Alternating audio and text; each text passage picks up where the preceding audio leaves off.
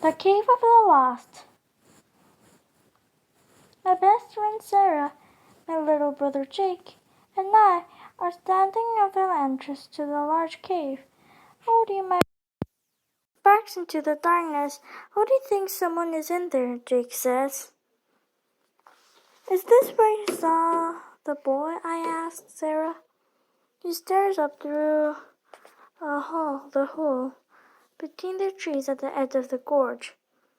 I think he was standing right there, waving, she replies. We are not going in there, are we, Gwen? You're the one who saw the mysterious boy waving at you. You're the one who had us leave the picnic and climb all the way down to the bottom of the Venus Gorge to help me. Now you don't want to go in? That's the Cave of the Lost, she cries. What kind of ridiculous name is that? I ask. I bet your aunt told you about it. She did! Centuries ago, after Portal's Mill was built, some people explored the cave, and they never came out. Others went to search for them and disappeared, too. Only one man ever came out, but he couldn't explain how. He claimed he found others. Sarah continues. But they kept leading him in the wrong directions. Finally, after many days, he fell asleep in the cave and woke up in the hollow alone. Your aunt tells a lot of stories, I say. We still can't wander around in there, Sarah says. The place is probably filled with massive spiders. Hey kid, I yell into the cave. Do you need help? My voice echoes for a moment, followed by silence. Then something unexpected reaches my ear. It sounds almost like laughter. Let's go in, Jake exclaims. A new sound emerges from the cave. Someone is crying in there, I say. Seeing an opportunity, Jake charges into the darkness, but I seize his arm. Hold on, little man. We need light, I say. Do you have your keychain, Sarah? She tosses her huskies with the little cracker keychain I gave her for her last birthday. When I squeeze it, the light in from the duck's mouth comes on, and it cracks over and over. Jake, hang on to Odie. I don't want him running off, I say. Roger, he replies, and picks up the dog. I take a few steps inside, shining the light. As the quack echo around us, I hear Sarah rejoicingly follow. A short distance inside, we reach the first fork. Don't freak out, I say as I turn off the light. The cracks fade, and the intense darkness presses in on us. Sarah whimpers, but after a moment I hear the weeping again. It comes from the left passage.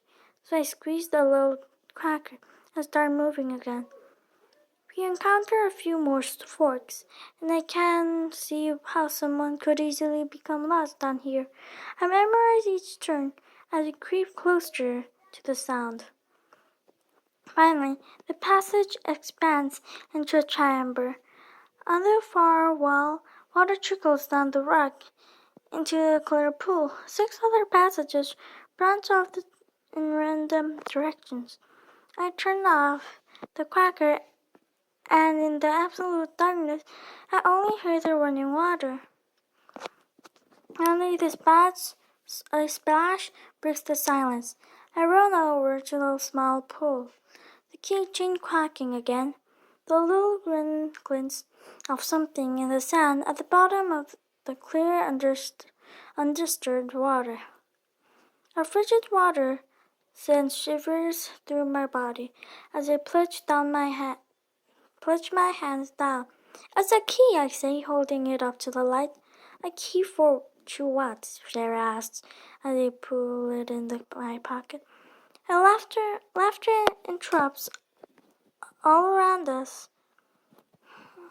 At once, children's laughter, Sarah screams, as I drop the little cracker tumbling into us into the blackness. I grew startled, and the laughter continues to grow. A small hand grabs mine and jerks me away. Stop it, Drake! We need the light! Finally, I feel the keychain and the light blossoms filling the room. Sarah stands a few feet away from me, and Drake stands behind her, holding Odie. Jack, did you grab my hand? I ask.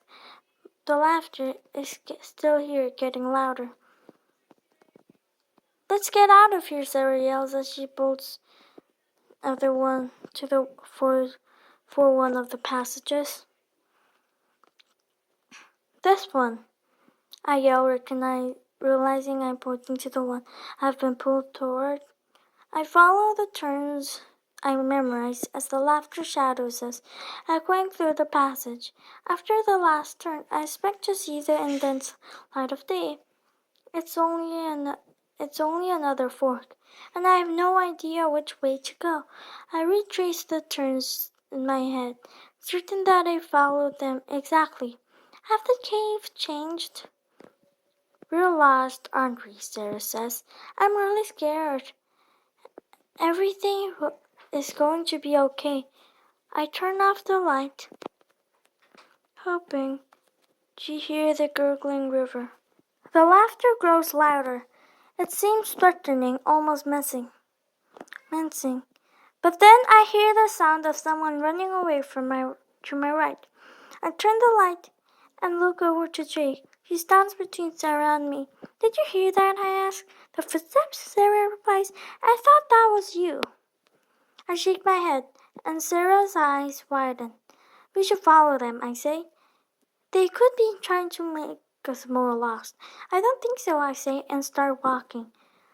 We come across more forks, and each time I stop to listen, the steps come again and again, leading us away from the laughter. Suddenly we come to the mouth of the cave.